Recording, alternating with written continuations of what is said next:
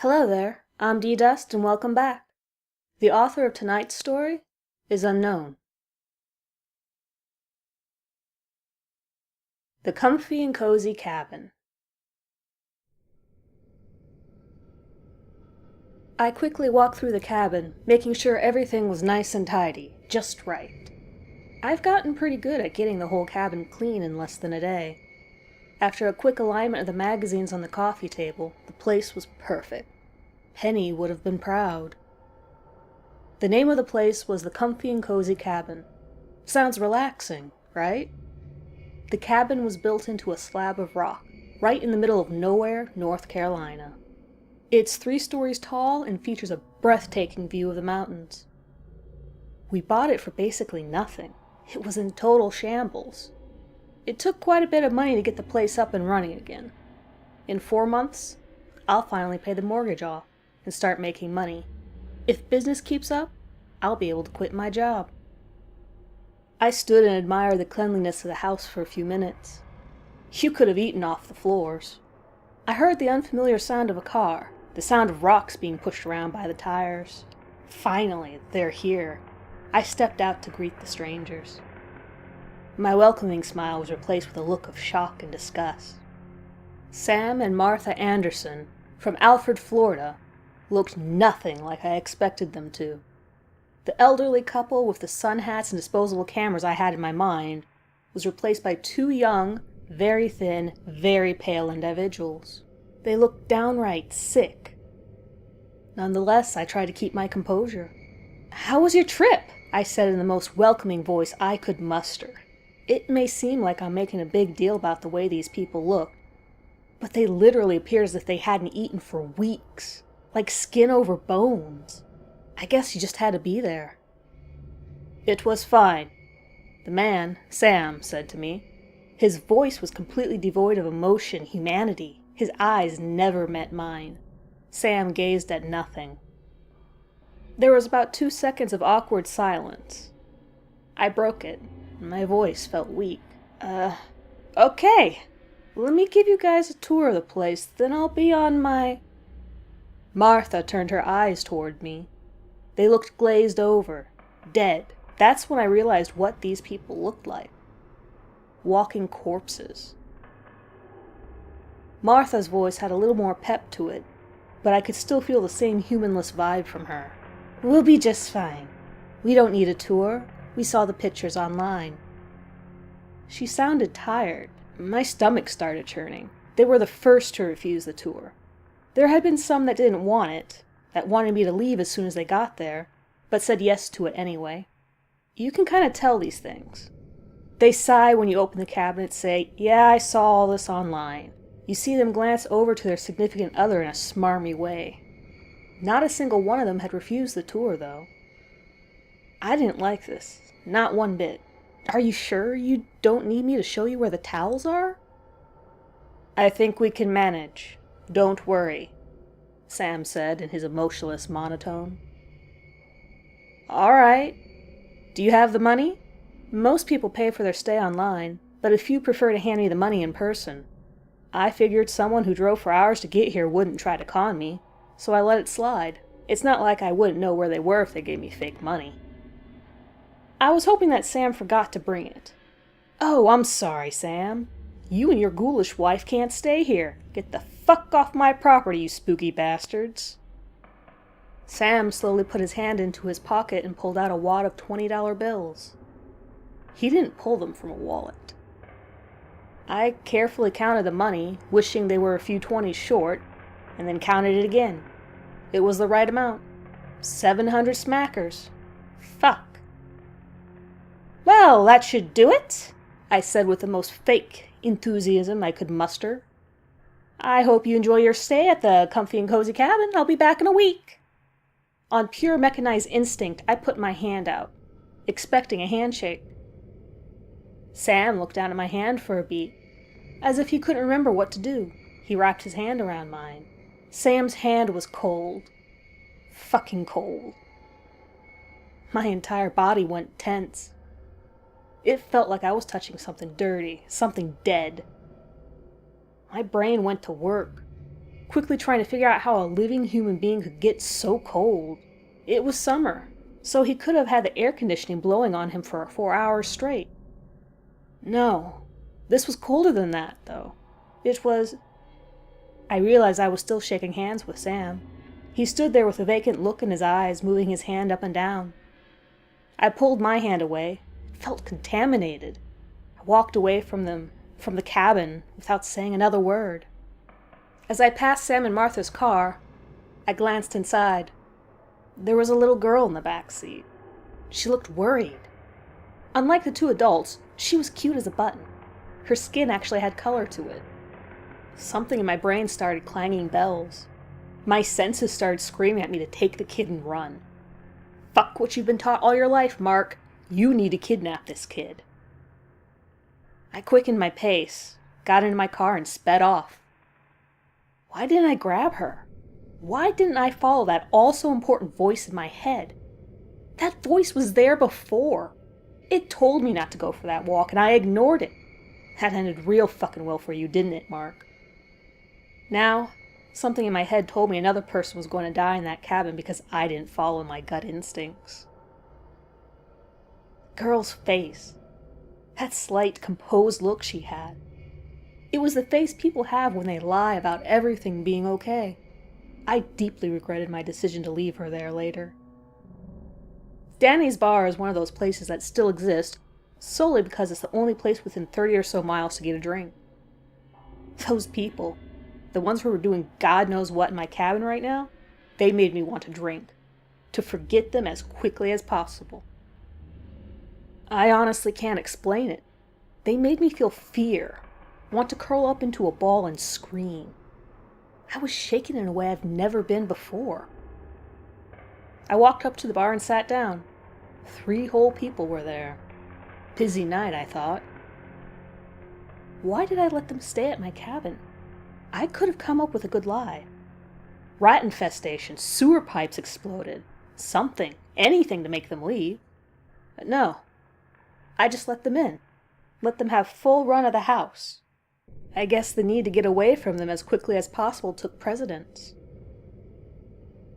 I ordered a shot of Old Crow, the bartender, Dan, presumably, poured the drink and pushed the shot glass towards me.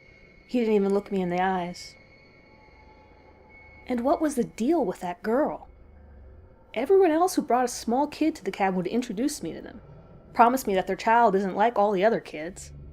Sam and Martha just left her in the back seat, like she was luggage. I can't believe how close I was to busting a window out and taking her with me. I drank the shot down in a quick gulp and grimaced at the strength. It tasted horrible. I ordered another. I was sure that the kid wasn't theirs. Sam had black hair, Martha had brown. That girl was a blonde, and I very much doubt anyone would have given those creepy fuckers adoption rights. Those bad people were doing bad things in my cabin. I was never so certain of something in my life.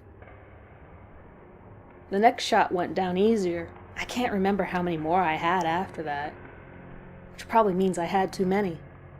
Somehow, I managed to get home without a single incident that I could remember. I passed out the second my face hit the bed. I had a very vivid dream that night. The blonde-haired girl stared at me for the entirety of my sleep. Just sat there and stared.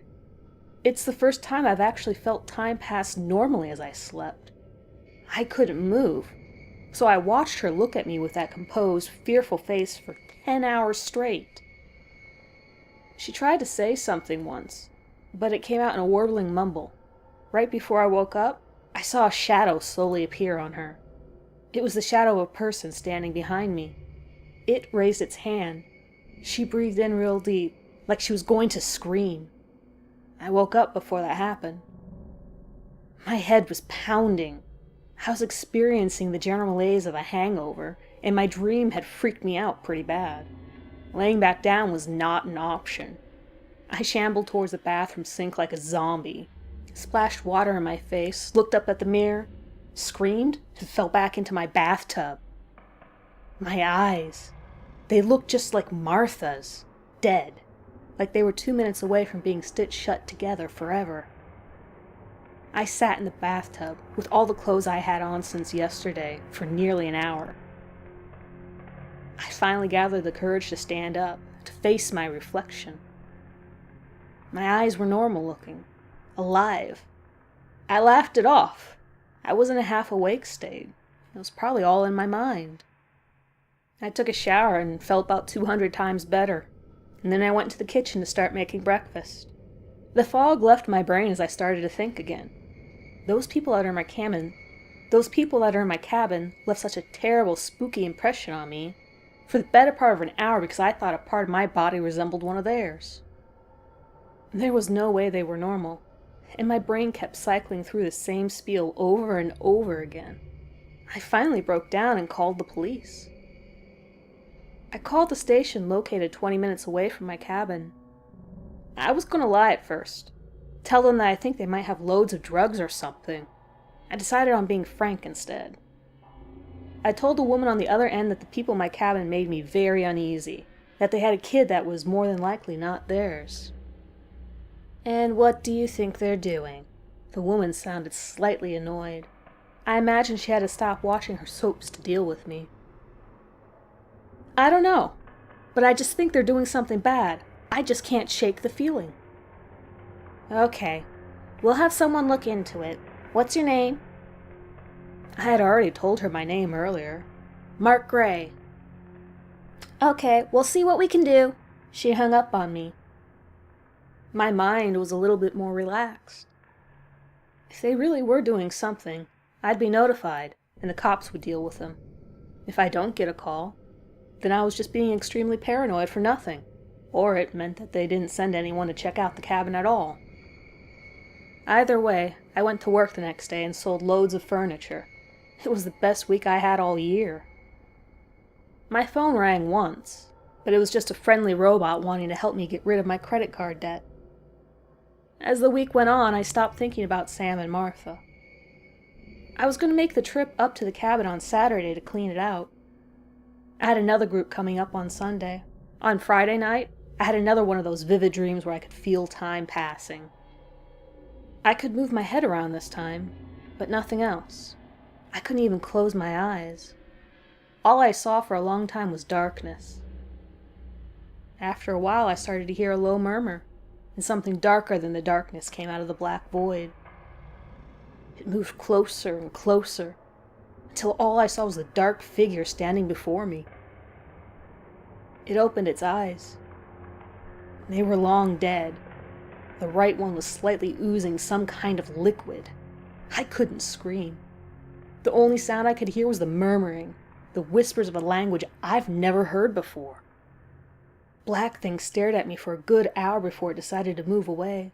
When it did, I saw two more figures in the black void. One had the same dead eyes. It just stared at me. And the other one was shorter, the size of a child. It didn't have eyes. I saw two bloody holes where its eyes were supposed to be. Blood slowly dripped from the small black apparition's eye sockets. The figure with the oozy right eye walked over to the two and stood beside them. The blackness slowly started to seep away. My surroundings became the cabin. The things with eyes became Sam and Martha. They were horribly disfigured. I tried not to look at them. The small figure turned into the little girl. Her clothes were covered in blood, as were the tips of her hair. Her eyes were still gone, and still leaking dark red blood. She looked at me with contempt on her face. I woke up screaming. It takes me about 2 hours to get up to the cabin. Sam and Martha are supposed to be gone by 3, so I waited until 4 to leave. I wanted to make damn sure that I never saw them again. In the back of my mind, I wished for some kind of car trouble on the way up there. Something bad enough that would stop me from being able to use it for a few days. Unfortunately, my car's an unbreakable warhorse. I got up to the cabin at 6:07 p.m. As I approached the structure, I saw that Sam and Martha's car was still in the driveway. Fuck! I slammed my hand on the steering wheel. Those creepy fuckers were in the cabin for way past their allotted time. I parked my car and sat for a minute to compose myself. Maybe they were having so much fun they lost track of time. Or maybe they were doing bad things and didn't care about the fucking time limit. I grabbed my cell phone, made sure it was on. Any sign of anything bad, and I was calling the cops. I stepped out of my car. It was a beautiful day. Summer was on the verge of dying. The cool breeze of fall lazily blew at me. I approached the front door of the cabin. All the blinds were down. I couldn't look into the cabin at all. The door was also locked. I stuck my key into the lock and hit something gummy. They had put duct tape over the keyhole. I angrily tore the tape off, and some of the paint on the front door went with it. Oh, they're gonna pay for that, I thought. I unlocked the door and tried to open it, but they had sealed the door with something else. I pushed and pushed until I heard a loud crack. The door swung open and I almost fell to the floor. The place looked like a tomb. It was completely dark. The only light came from where I had busted the door open. I flipped the light switch beside the door, but nothing. They must have flipped the breaker. I was more mad than scared at this point. I ran to my car and got the strong LED flashlight I carry with me all the time. I stepped back inside.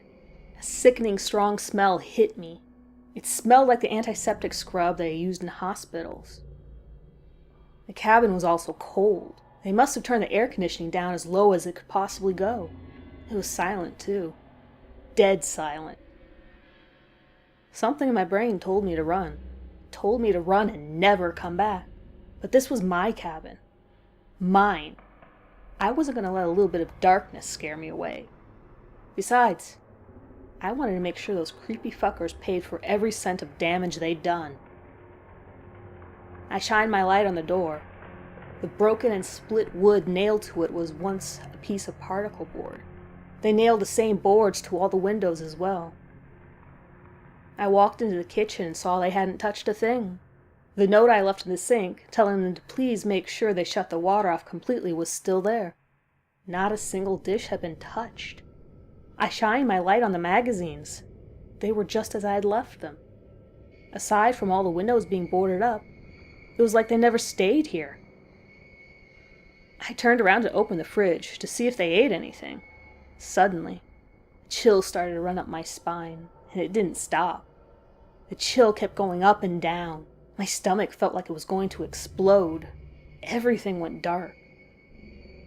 My flashlight went out. I heard a loud slam and became dizzy.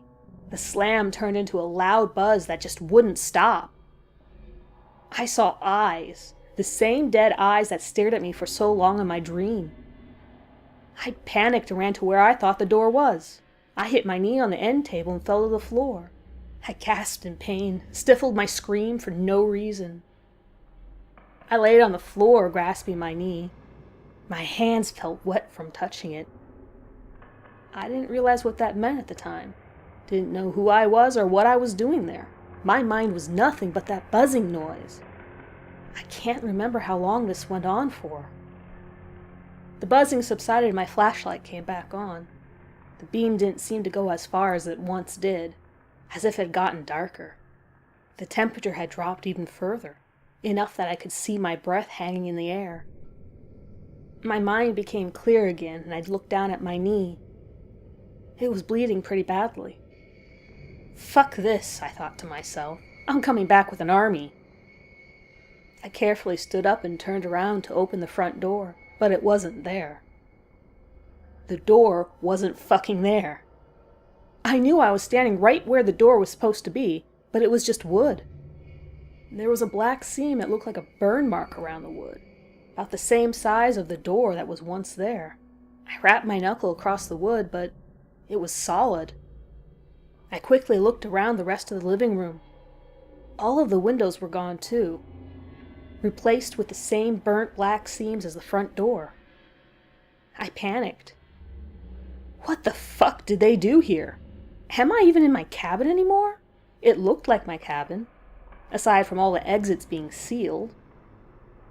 calmed myself down quickly. I had to think one step at a time. My leg.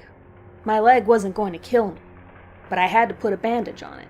I kept a first aid kit in the bathroom. I'll fix my leg first and then try to weigh my options on how to get out of there. I breathed slowly, tried to think of the positives in the situation.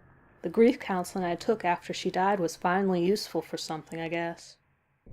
When I turned around, I saw what had actually cut my leg. The stairs leading to the upper floor were now metal. Thousands of spikes jutted from them. They were bundled in some places on the steps, like rose vines. One of the tips shimmered with my own blood. There was no way you could go up those stairs without getting horribly injured. I started to freak out once again.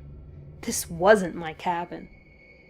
Those creepy fuckers did some kind of creepy thing and took me to a creepy place. Leg. I have to fix my leg. Think about the terrifying staircase later. All I need to do now is fix my leg. I carefully moved around the spikes and limped to the bathroom, repeating those thoughts to myself. To get to the bathroom, you have to walk through the kitchen and go down a short hall. I walked down that short hall for at least half an hour. It just kept going. I don't know how else to describe it. I saw the door, and it just continued to stretch further away. I don't know why I kept walking either. It was like I was stuck on a loop. Right when you step into the bathroom, the first thing you see is a mirror. My reflection had no eyes. Its mouth was open and all I could see was red. I slammed my eyes shut and turned my head away from it. After a few seconds, I looked back at it. It was normal again. I gave a wan smile to my reflection and it did the same thing. I sighed in relief.